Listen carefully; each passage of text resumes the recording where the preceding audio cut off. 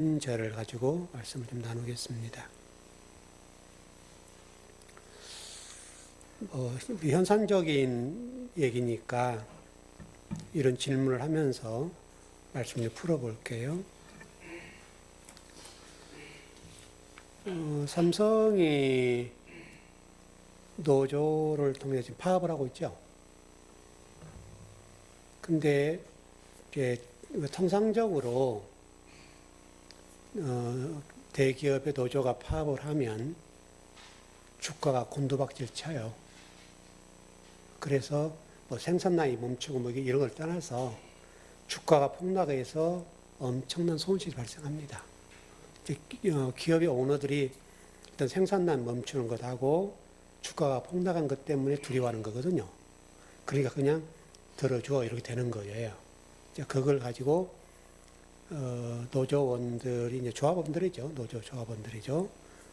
생산 라인 멈추는 어떤 손실의 비용, 주가의 손실의 비용, 여기 막대하니까 그게 교섭권의 문제, 교섭권의 원천이라고 할 수 있죠.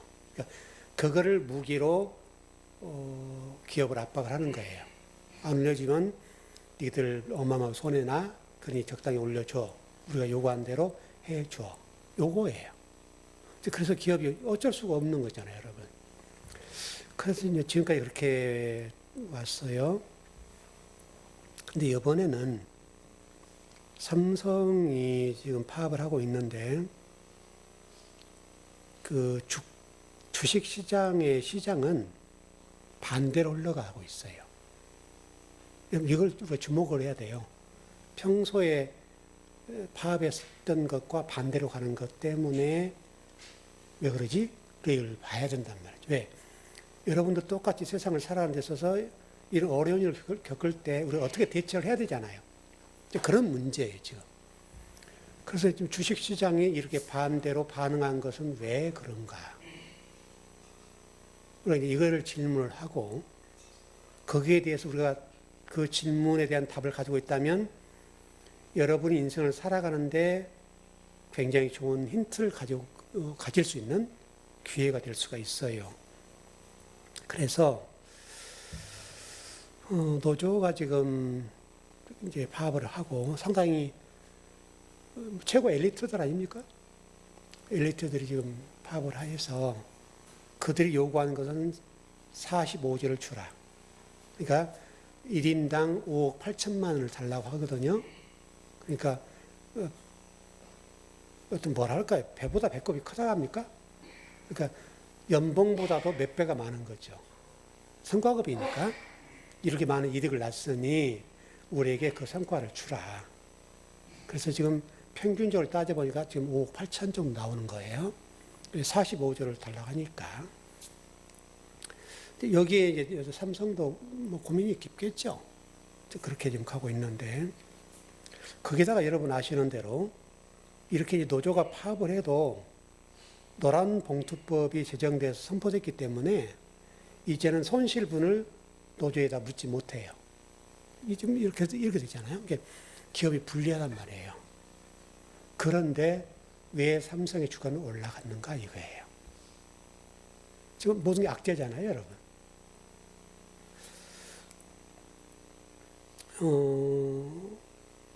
노조는 생산 라인을 멈추는 올스톱의 문제와 여러 가지 어떤 따져봤을 때 일 계산으로 최소 5천억에서 1조 정도의 손실이 발생할 테니 우리가 더 하기 전에 줘. 이렇게 지금 하는 거죠. 이제 그렇게 압박을 가하고 있어요. 그래서 지금 노조와 기업 간에 줄다리를 하고 있는데 그러면 여러분이 만일에 삼성의 오너라면 어떻게 할 거냐고요. 여러분이. 그럼 이정훈 회장은 지금 어떻게 하고 있는가? 요거에 대한 답이죠. 여러분 그런 것을 좀 알면 이 답이 보여요. 삼성이 이제 이번에는 이제 총파업 같은 것을 하지만 일전부터 좀 써 했었죠. 뭐 현대가 붙어서 뭐 SK 뭐 할 것 없이 우리나라 대기업들이 파업을 많이 했단 말이에요. 이제 학습 효과가 있는 거예요. 학습 효과가 있으니까 현대도 그렇고 삼성도 그렇고 지금 다 대기업들이 여기가 노란 봉투법까지 제정돼서 하니까 여기를 어떻게 하면 피해 나갈까? 연구하지 않겠어요? 연구를 하는 거죠.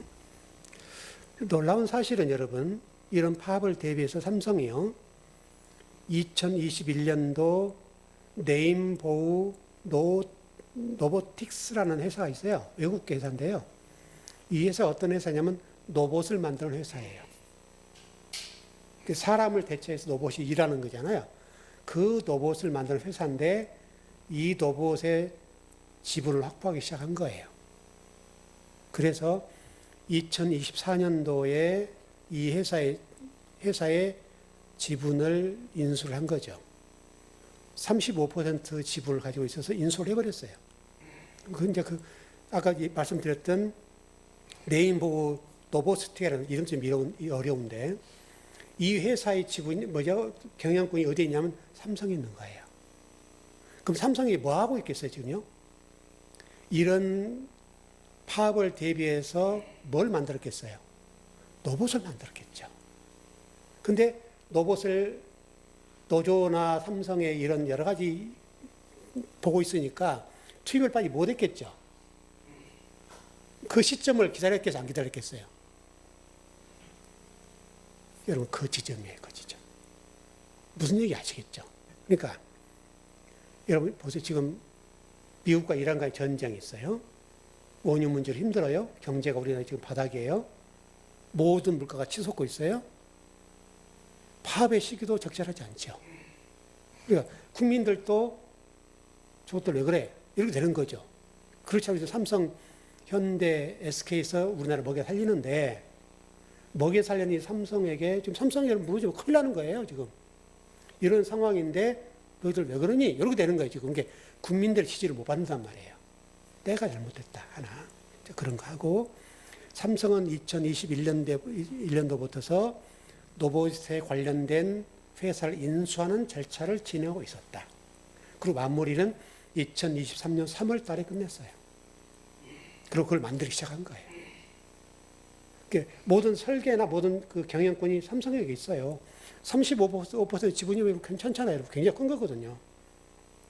그렇게 하고 있는데 노조는 그걸 읽을까요? 못 읽었을까요? 못 읽었죠. 뭐만 봤겠어요? 성과급만 본 거예요. 이해되시죠, 여러분? 성과급, 여러분, 제가 세상 돌아가는 얘기도 지금 성경 얘기를 하고 있는 거예요, 여러분. 삼성 노조들은 머리들이 좋고 최고의 엘리트들 아닙니까? 그 엘리트들인데 지금 자기들이 원하는 게 뭐냐면 성과급이에요. 요거를 어떻게 하면 많이 가져갈까만 집중하는 거예요. 그러니까 지금 기업 경영진이 어떻게 움직이는지를 못 본 거죠. 그러지 않겠어요? 이 상황으로 흘러가고 있는데 삼성 이재용 회장 이번에 그 이재명 대통령 수행을 했죠. 이란도 가고 베트남도 가고 다 갔다 왔단 말이에요. 이 정도 파업에 못 가요 원래. 근데 갔다 왔죠. 그럼 삼성은 지금 이 기간 동안에 어떤 생각을 했겠어요? 명분을 찾고 있었겠죠. 그러니까 로봇 회사를 인수했습니다. 로봇을 만들어 놨어요. 만들고 있어요. 근데 이걸 투입을 해야 되겠는데 조금씩만 한 거죠.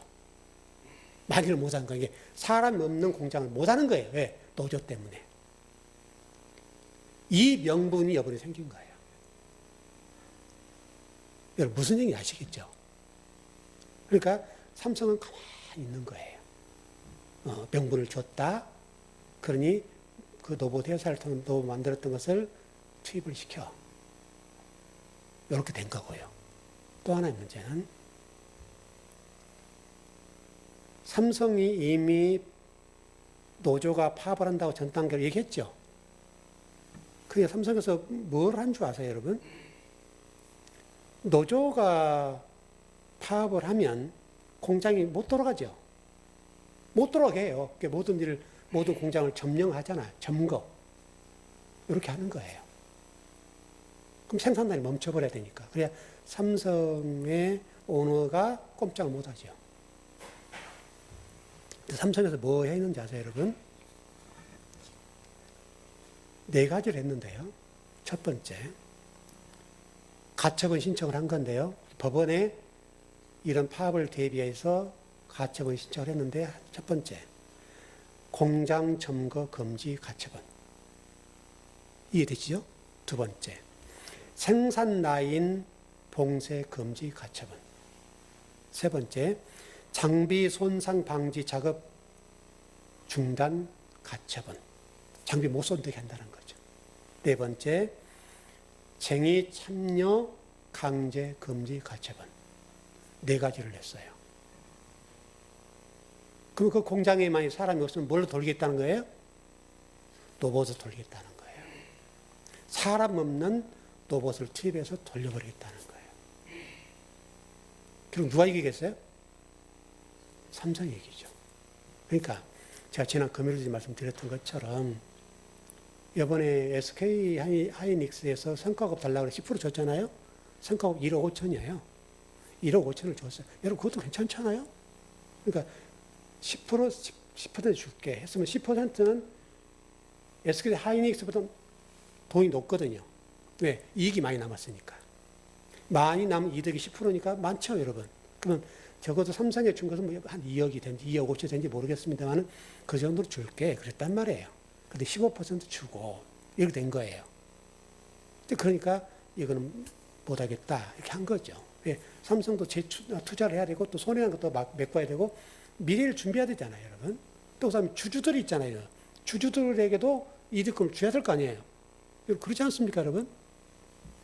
이런 문제가 됐는데 여기에 우리 성경을 이제 오늘 심판에 얘기를 하는데 이 얘기도 똑같아요.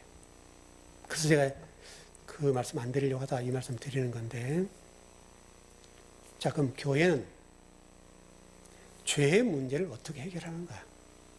죄의 문제. 똑같은 원리예요. 그럼 교회란 곳은 어떻게 죄의 문제를 해결하는가? 반대로. 그럼 세상은 죄의 문제를 어떻게 해결하죠? 감옥 가죠. 감옥 가거나 아니면 돈으로 해결하죠. 그렇지 않습니까? 이 두 가지밖에 없잖아요. 감옥을 가서 죄값을 치르는 거잖아요. 죄값을 치르는 방법이 감옥에 가는 방법이 있고 또 법원에서는 이 정도면 돈으로 해결해. 이렇게 하는 경우 두 가지가 있잖아요. 그런데 이 방법이 우리가 성도들과 교회가 또 성경을 해석하고 또 죄 문제를 이해하는 데 있어서 이 방법이 그대로 교회에 들어와 있더라는 거예요. 교회에. 성경을 해석하는데 그렇게 들어와 있는 거예요. 무슨 얘기냐면, 여러분, 성경은 여러분, 죄 문제에 대해서 어떻게 얘기하는가 하면, 세상적으로 감옥에 가거나 그 죄값을 지불하는 방식으로 해결하지 않죠. 여러분, 그렇지 않아요? 그리스도인이 하나님 죄를 졌다 합시다. 그러면 감옥을 가지 않잖아요. 또 거기에 대한 어떤 변상금을 지불하지 않는단 말이에요. 근데 실질적으로 우리가 그렇게 하고 있는 거예요. 죄 문제를 해결하는데 세상적인 방법과 똑같은 방법으로 사용하고 있더라는 거죠. 감옥만 안 갔을 뿐이지 그 죄값을 변제하는 방법으로 어떻게 해요? 충성하고 봉사하고 헌신하고 처리하고 구제하고 이런 식으로 이름만 달렸을 뿐이지 내용은 똑같더라 이거예요. 그러지 않습니까? 제 얘기가 틀렸어요? 그래서 결과적으로 몸으로 죄값을 지불하는 방식으로 죄의 문제를 해결하는 길을 가고 있더라 이거죠. 몸으로. 내가 이렇게 죄를 졌고 하나님 앞에 헌신을 못했으니까 몸으로 죄값을 대신하는 거예요. 그래서 거기에 일을 따른 것이 충성하는 거, 봉사하는 거, 구제하는 거.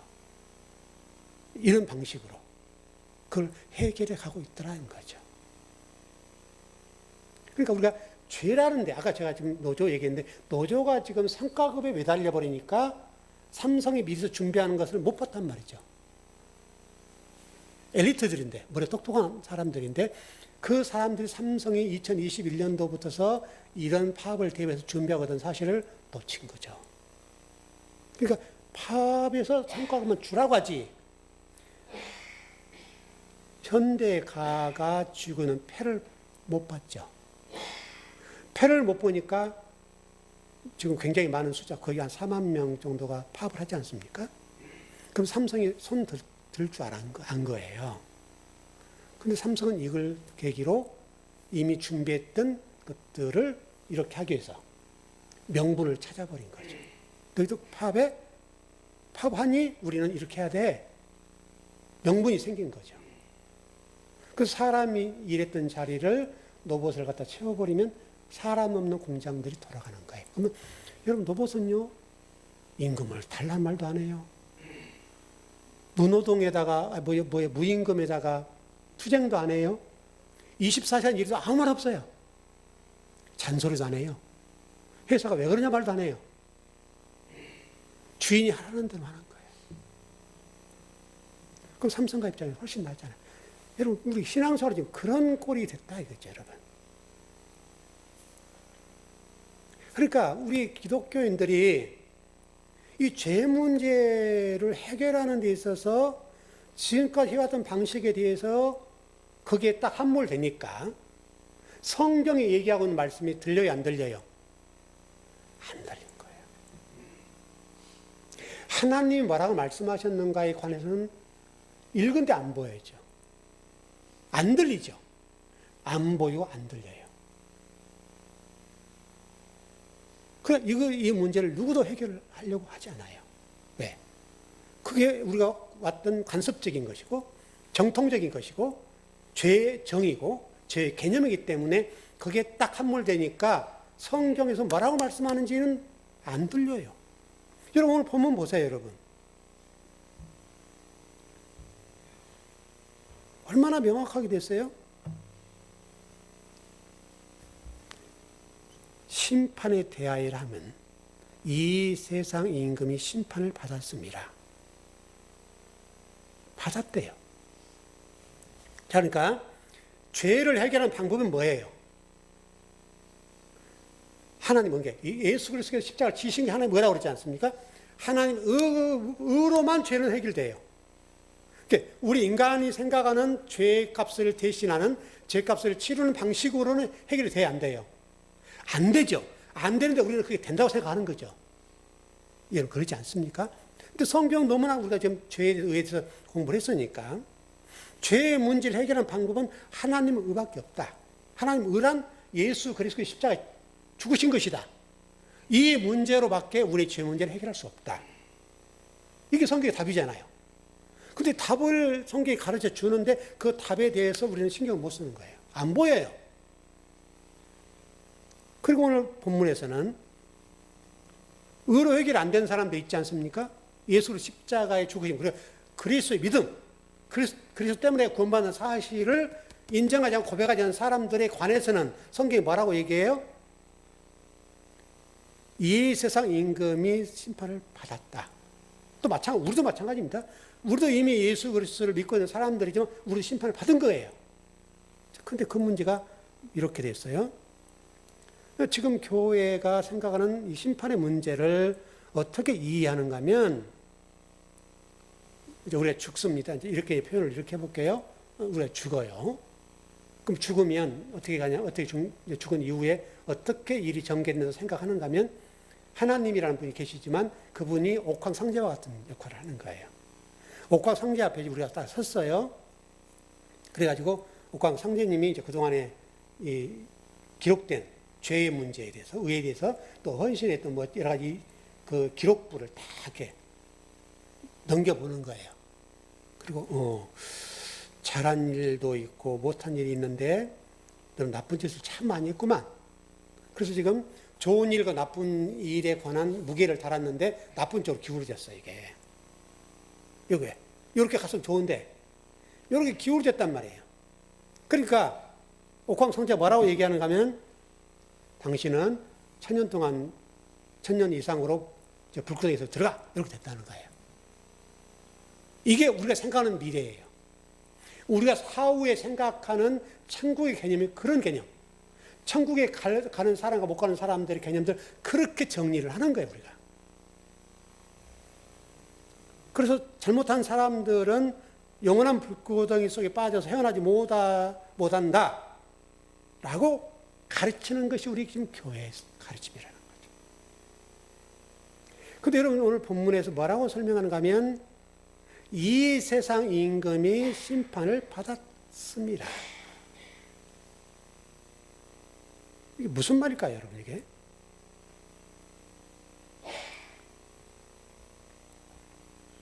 심판을 받았대요, 여러분. 이게 도대체 무슨 말이냐면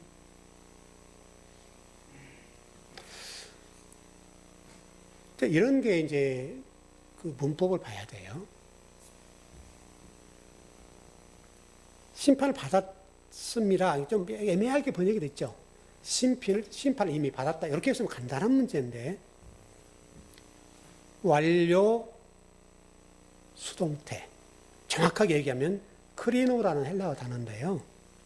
완료 수동 3인칭 단수. 완료. 수동태 3인칭 단수. 어떤 한 사람으로 인해서, 그로 인해서, 예수님으로 인해서 우리는 이미 어떻게 됐다고요? 죄사함을 받았다 못 받았다? 받았다. 어디서 받았다는 거예요? 십자가에서 받았다는 거예요. 이미 심판을 받았다. 구원과 심판이 이미 그것을 이루어져 버렸다는 거예요. 수동태니까. 우리가 하는 문제가 아니라 하나님에 의해서. 그러면 끝났죠. 그러면 오늘 설교는 핵심은 끝난 거예요. 여러분 정리 잘 하셔야 돼요. 선지서도 여러분 가만히 보세요. 선지서를 보면 하나님께서 이스라엘 백성들을 심판해요, 안 해요? 두들겨 패잖아요. 두들겨 패고 실컷 패버려요. 그리고 뭐라고 말씀하세요? 내가 너희를 회복해 줄게. 그렇게 한다고요. 심판을 하셔요. 선지자들 통해서 이스라엘 백성들을 다른 나라 동원해서 전쟁을 통해서 박살을 냈어요. 그리고 그들에게 엉덩이 두드려주면서 고생했어. 내가 회복시켜 줄게. 너 지옥 가. 이렇게 안 한단 말이죠. 왜? 하나님 백성이니까. 그러니까 심판과 구원이라고 하는 것이 분리되어 있지 않고 심판이 먼저 완료가 됐어요. 이미 이루어졌다고요. 그래서 예수님께서도 이렇게 말씀하세요. 내가 이 땅에 온 것은 심판하기 위해서 온 게 아니야. 너희들 구원하러 왔어. 이렇게 말씀하신다는 거예요. 여러분 요한복음 12장 31절 33절을 가봐요.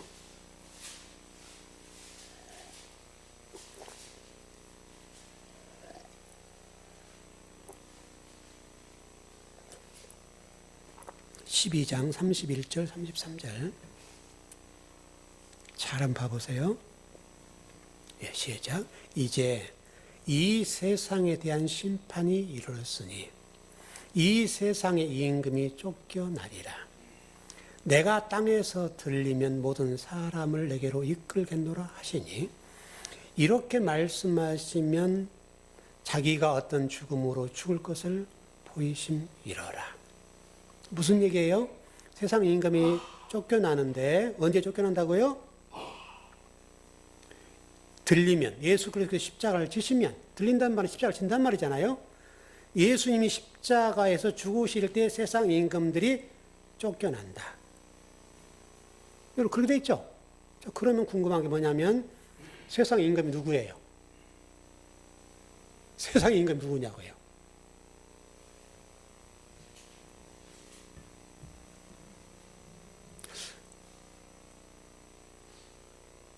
우리 세상 임금하면 대개 사탄 이런 식으로 얘기를 많이 하거든요.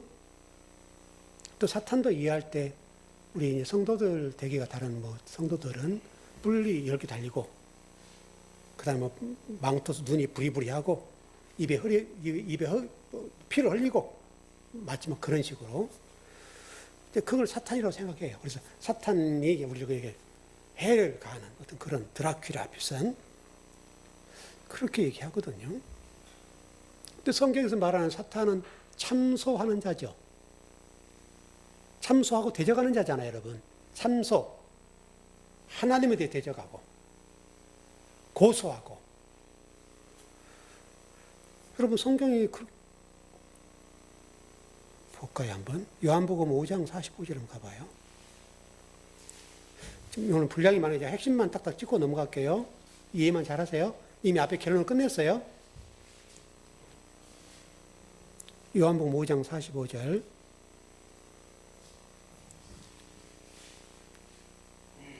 잘 보세요, 여러분. 시작. 내가 너희를 아버지께 고발할까 생각하지 말라. 너희를 고발하는 이가 있으니 곧 너희가 바라는 자 모세니라. 하나님 예수 그리스도께서 우리 고발한다는 거예요? 안 한다는 거예요? 안 한다. 누가 고발한다? 모세. 모세가 뭐예요? 율법이죠, 여러분. 율법. 율법이 뭐예요, 여러분? 간단히 얘기해 볼게요. 집사님, 제가 해석을 해드릴게요. 집사님 요즘에 예배 생활 이렇게 현찮게 해? 왜 자꾸 주일날 빠져? 수요일도 안 나오대 요즘은? 이렇게 되는 거. 왜 헌신을 하는데 왜 헌신도 안 하고 기도도 안 하고 왜 전도도 안 해? 전도할 때 안 나오대? 이제 우리가 그렇게 하고 수요일도 빠지고 금요일도 빠지고 새벽녘에 빠지고 그러대. 그렇게 해서 어떻게 천국 가려고 그래? 그리고 또 하나님한테 복 받겠어? 여기 뭐예요? 이게 참소예요, 참소. 참소. 왠지 모르게 성도로 하여금 불안하게 만들잖아요. 내가 이러다 하나님이 심판하면 어때? 하나님이 나에게 벌을 하시면 어때? 막 이런 불안감이 오는 거예요. 하나님은 우리에게 고발하지 않는다고 그러는데 그렇게 하면 우리가 마음속에 어떻게 겨우겠어요? 하나님 내가 또 자식들 아프게 하거나 또 오늘 남편이 직장 갔는데 직장 가다 사고 나면 어쩔까? 하나님 그냥 남편을 때려볼라나? 이런 불안감이 막 오는 거예요. 여러분 옛날에 그런 게 있었어요, 없었어요? 있었잖아요, 여러분.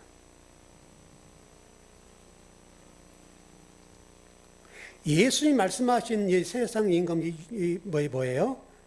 여기서 말하는 세상 임금이라고 예수님 말씀하셨는데 예수님 말씀하실 때 그 세상 임금 누굴까요, 여러분? 바리새인과 서기관들이에요.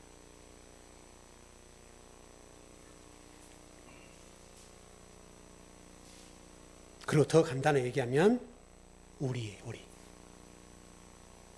세상이 왜? 내가 스스로 왕이 되려고 하는 사람들이잖아요. 내가 스스로 뭔가 해보려고 하는 사람들 아니에요. 세상 임금이라고 하는 것이 통칭적인 건데 권력만 가지면 물론 여기 원문적으로는 통치자라는 개념이 있어요. 그 통치자라는 개념은 하나님보다 위에 있는 사람 얘기하는 거잖아요, 여러분. 우리가 하나님 위에 있을 때 하나님을 내가 부리듯이 기도 열심히 해서 하나님 이거 응답해 주셔야 돼요. 이거는 내가 기도했으니까 하나님 이게 들어주셔야 돼요. 하나님은 이제 그걸 접수를 해가지고 어느 집사가 기도했으니까 이거 들어줘야 되는데 내가 바쁘네 막 이런 식이 된다고요. 여러분 생각해봐요. 하루에 수많은 성도들 기도를 올리는데 다 기록하셔가지고 아마 비서들이 많은가 보죠. 비서가 다 기록해가지고 보고를 하면 하나님 결제를 해가지고 요거 응답하고 요거는 응답하지 말고 다 이렇게 해야 된단 말이에요. 하나님이 눈코 쓸 새가 없어서 피곤하세요. 그럼 이 하나님 어떤 하나님이냐면 주인이 아니라 종이에요. 우리 종.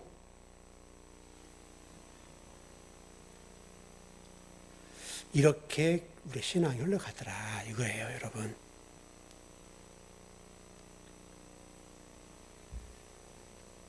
그러니까 기도를 할 때 우리의 소원, 여러분 기도라는 뭐냐, 여러분 정의를 내려드렸는데 아버지의 뜻, 하늘의 뜻이 땅에 이루어진 게 기도라고 그랬죠.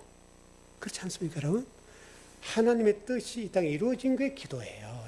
이거를 하나님 기도하는 거예요. 하나님 저의 힘으로 못해요. 그 아버지가 그 일을 할 수 있도록 도와주세요. 이게 기도의 아주 굉장히 협소한 개념이지만 정의예요, 정의. 성경이 말하는. 근데 우리는 지금 어떻게 이해하는가 하면 내 소원을 빌었을 때 아버지가 이루어 주셔야 되는 거예요. 그러면 만약 그 이루어졌다 생각합시다. 그럼 그게 아버지 뜻이에요, 내 뜻이에요? 내 뜻이잖아요, 여러분. 아버지 뜻과 상관없이 내 기도를 아버지 응답해 주셨으니까 그게 내 뜻이 이루어진 거예요. 내 소원이 이루어진 거죠. 그러니까 하나님의 보좌를 내가 마음대로 막 움직이고 흔들어 버리는 거예요, 이렇게.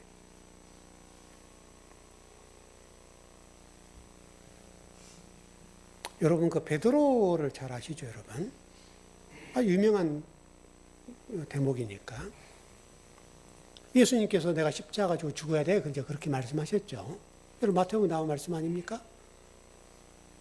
그러니까 베드로가 지금 어부에 있지 않습니까, 여러분? 좀 생각하면 그럴만 해요. 어부를 직업으로 삼던 베드로나 제자들이 그 직업을 그만두고 예수님을 따랐어요. 3년 동안 따랐다고요. 그럼 이것만 해도 대단한 거잖아요, 여러분. 따랐는데 예수님께서 갑자기 나 죽을 거야 이렇게 된 거예요. 그럼 이 제자들이 예수님을 따랐던 목적이 뭐 있어요, 여러분? 내가 가진 직업보다도 예수님 따르면 더 나의 가정이 좋아질 것. 물질적으로, 명예적으로, 경제적으로 올라갈 걸 생각하고 따랐다고요. 왜? 그 당시 예수님 누군지 몰랐잖아요, 여러분. 기적을 보고 따르고 사람을 살리는 거 보고 따르고 사람 살리니까 이거 신기하잖아요. 저거 따라가면 괜찮겠다. 그래서 직업을 버렸어요. 그리고 지금 예수님 3년 따라다녔어요. 그리고 그 수많은 기적들을 봤단 말이에요. 그러면 제자들이 어떤 생각이 베드로도 마찬가지지만 우리 자식들, 내 가정이 이렇게 되면 엄청난 일이 생길 것이고 이분이 이스라엘 왕이 되면 우리가 어떤 자리를 꿰차게 생겼네 이렇게 된 거예요. 우리 인간이면 그렇지 않겠어요? 근데 예수님께서 그런 베드로를 향해서 뭐라고 말씀하셨는가 하면 이 사탄아 물러가라. 네가 아버지 하나님의 아버지 일을 생각하지 않고 땅의 일을 생각하는 도다. 그 예수님이 베드로에 대한 응답이잖아요. 사탄아 물러가라. 여러분 사탄이라는 말을 잘 이해하시죠? 사탄이란 어떤 영적 존재가 아니라 이 인간인 거예요. 인간, 사람.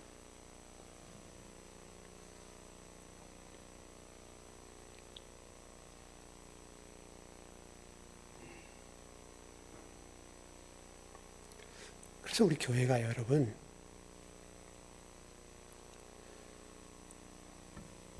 기도나 신앙을 이런 관점으로 죄에 관한 정의다, 구원에 관한 정의를 그런 개념으로 가지고 있기 때문에 여러분 큰 교회들 가운데 상당히 많은 부분들은요, 뭐 전체가 그런 건 아니겠습니다만은 교회 가면 출석부가 있어요.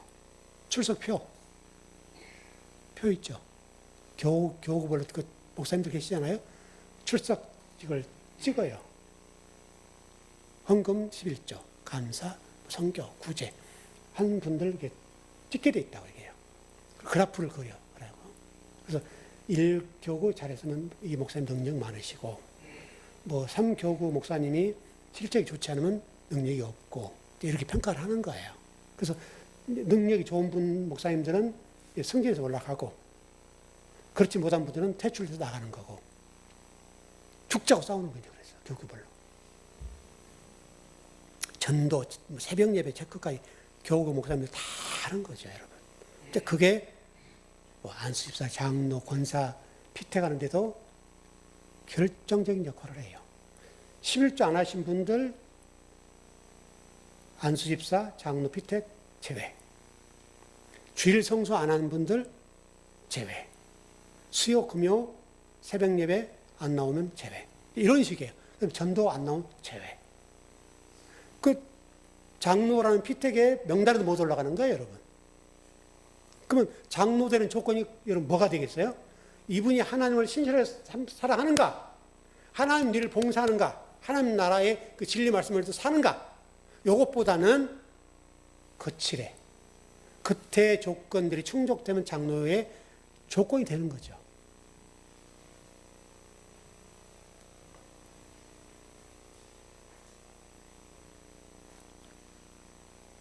여러분, 이렇게 지난 말씀도 그걸 보면 읽었던 것 같은데, 갈라디아서 2장 20절에 보면 바울이 뭐라고 얘기했는가 하면, 내가 그리스도와 함께 이미 죽었다.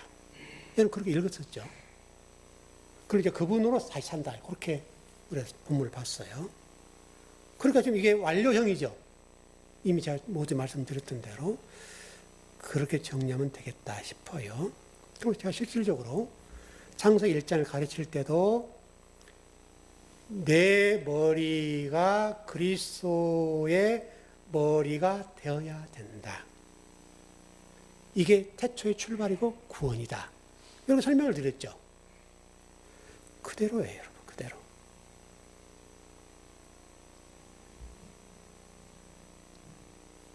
근데 교회는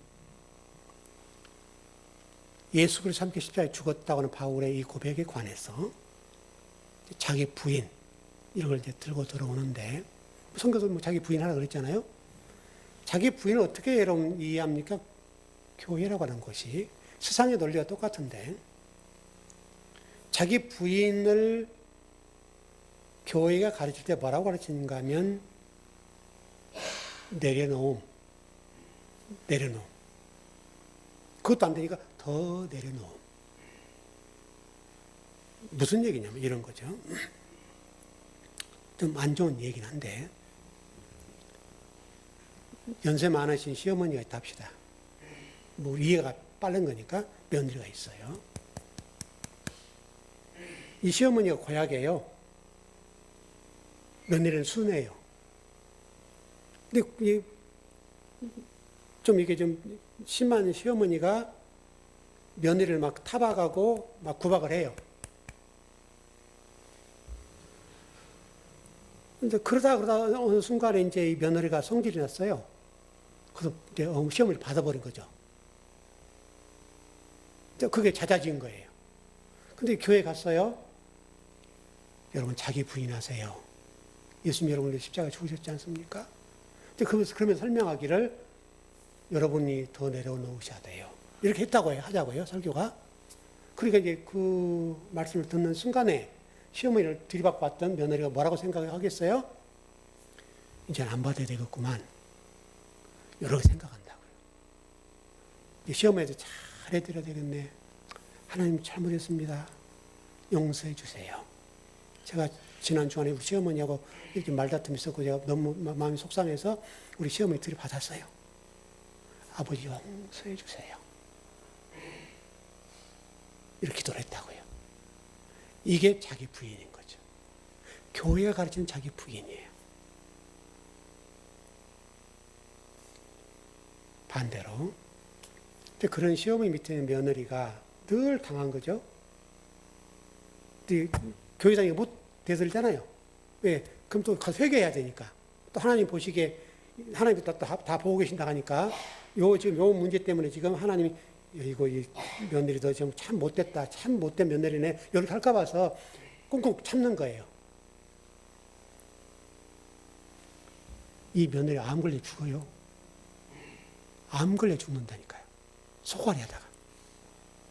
안 좋은 예입니다. 그러니까 교회에서는 설령 여러분 그런다 하더라도 며느리 여러분들 참으세요. 예수 그리스도 십자가를 생각하시고 참으세요. 그게 자기 부인입니다. 이렇게 설교를 하더라는 거죠.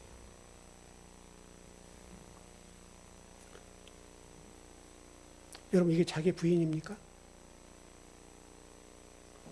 자기 부인은 내 머리를 그리스도의 머리로 바꿔버린 거, 내가 죽는 거. 그런 차원의 우리 인간적인 그런 관점에서 차원의 문제가 아니라 내가 죽는다는 개념은 내 생각, 내 가치관, 내 의식구조를 그리스도의 말씀으로 바꾸는 거예요. 그게 태초의 출발이고 구원이에요. 여러분 하나님과 전쟁하지 말라 그랬잖아요. 전쟁을 하는 이유가 뭐예요? 내 생각이 아버지 생각보다 옳다고 생각하니까 싸우는 거잖아요. 그러니까 지금 미국과 이란이 싸우는 이유가 뭐예요? 미국이 옳다고 생각하니까 싸우는 거잖아요. 지금 전 세계 지도자들과 백성들이 대부분이 트럼프가 그만 때리지. 왜 저렇게 해가지고 지금 이 경제를 이렇게 만들어, 세계 경제를 이렇게 침체하게 만들어? 미국 스스로 그랬잖아요.